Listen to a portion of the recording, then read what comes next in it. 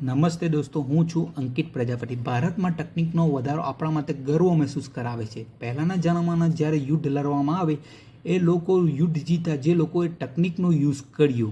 આપણે ઇતિહાસ ભણ્યા છે કે પહેલાં યુદ્ધ લડવા માટે ગોળા, ટોપા, બમ એ વસ્તુ વપરાતું જ્યારે એ લોકો યુદ્ધ જીતી ગયેલા. પછી આવ્યા અંગ્રેજો. તો અંગ્રેજો આવ્યા એ પિસ્તોલ લઈને આવ્યા, તો એ લોકોની ટેકનિકમાં વધારો થયા, તો એ લોકો યુદ્ધ લડવા માટે સક્ષમ થયા. આવી જ રીતે ધીરે ધીરે ટેકનિકમાં વધારો થયો, જેમ કે જમીનથી લડવું, હવામાંથી લડવું. તો આ જ રીતે જમીનથી લડવા માટે ટ્રેન્કનો યુઝ થવા લાગ્યો. પછી ધીરે ધીરે મિસાઇલ આવી ગઈ, રોકેટ આવી ગયા, લોન્ચર આવી ગયા.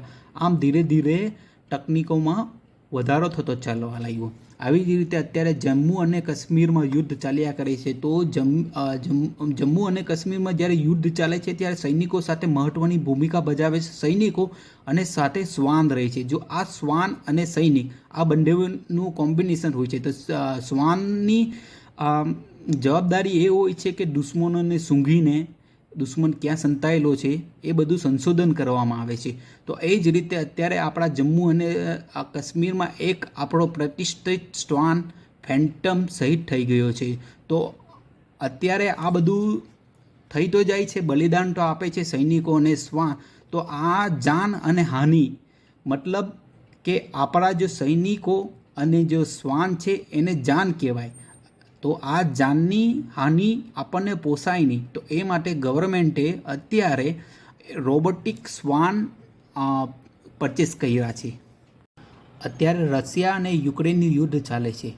તો હવામાં લડવા માટે તો ડ્રોન મોકલી આપે, પણ જ્યારે પછી નીચે જમીન પર લડવા માટે જ્યારે સૈનિક હોય ને સાથે શ્વાન હોય, તો સૈનિક અને શ્વાન હોય તો અત્યારે ગવર્મેન્ટ દ્વારા એ જણાવ્યું કે અમને જાનની હાનિ તો અમે સ્વીકાર નથી કરી શકતા, એટલા માટે આપણા ગવર્મેન્ટ દ્વારા 100 શ્વાનના રોબોટિક શ્વાન મતલબ રોબોટિક ડોગ્સ પરચેસ કરવામાં આવ્યા છે. તો આ રોબોટિક ડોગ્સને વિજ્ઞાનની ભાષામાં મૂલ એટલે મલ્ટી યુટિલિટી લેઝર ઇક્વિપમેન્ટ કહેવામાં આવશે. અને ભારત સરકાર દ્વારા આ 100 રોબોટિક શ્વાન ખરીદી કરવામાં આવ્યા છે. આ 100 રોબોટિક શ્વાનની ખરીદી 285 કરોડની થઈ છે. અને આ એક રોબોટિક શ્વાન 3.25 કરોડ રૂપિયાનું પડશે. અને આ રોબોટિક શ્વાનનું વજન 71 કિલોગ્રામ રહેશે. અને આ શ્વાનની લંબાઈ 24 ઇંચ રહેશે. એક કલાક ચાર્જ કર્યા પછી આ શ્વાન 10 કલાક કામ કરવા માટે સક્ષમ રહેશે. અને કેમેરા અને સેન્સરથી લેસ રહેશે, જેથી 360 ડિગ્રી વ્યૂ જોઈ શકાશે.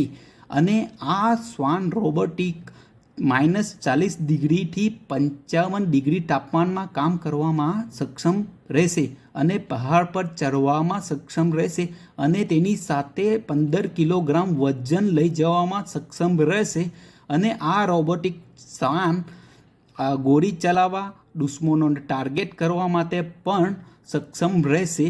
અને આ રોબોટિક શ્વાન ચલાવવા માટે વાઈફાઈ અથવા સિમ કાર્ડ નાખીને પણ વાપરી શકાશે. આ રીતે ગવર્મેન્ટે યુદ્ધ લડવા માટે હવામાં ડ્રોનનો ઉપયોગ કરશે અને જમીન પર યુદ્ધ લડવા માટે રોબોટિક ડોગ્સનો ઉપયોગ કરશે.